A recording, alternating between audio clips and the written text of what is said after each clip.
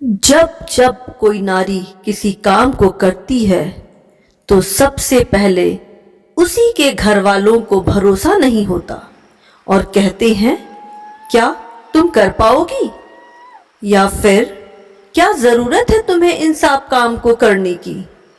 और घर के लोगों का मानना होता है कि घर का काम संभालो, तुम्हारे जरूरत की चीजें तुम्हें मिल जाएंगी।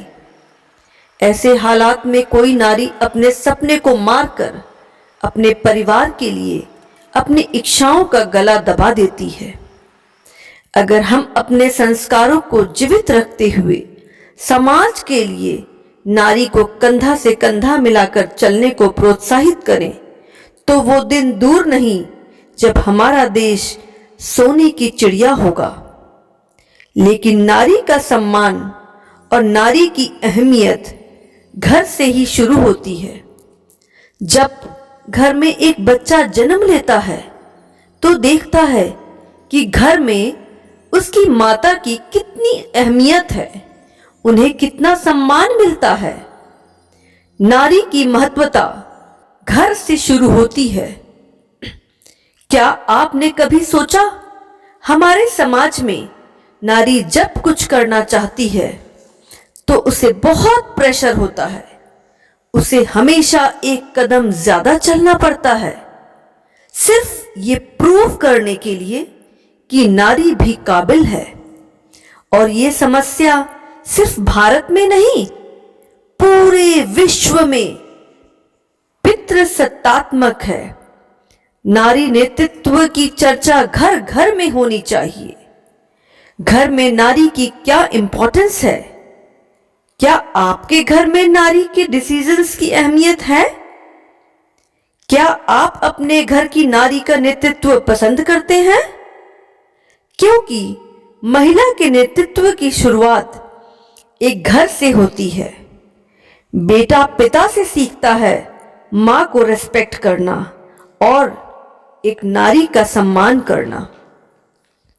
क्योंकि घर के सदस्य से परिवार बनता है और इन परिवारों से गांव और समाज बनता है, और छोटे छोटे समाज से ही क्षेत्र और राज्य बनता है।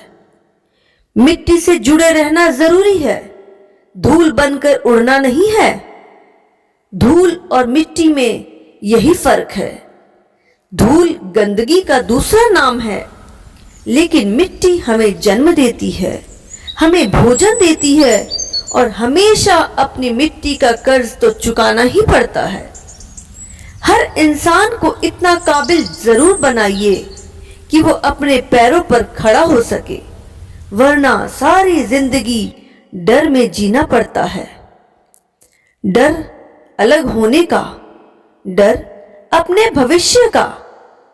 जिस घर में लड़कियों को बराबर का सम्मान नहीं मिलता, उसका कारण उसके परिवार के ख्याल हैं, क्योंकि वो उनका मानना है कि लड़की को पराए घर जाना है।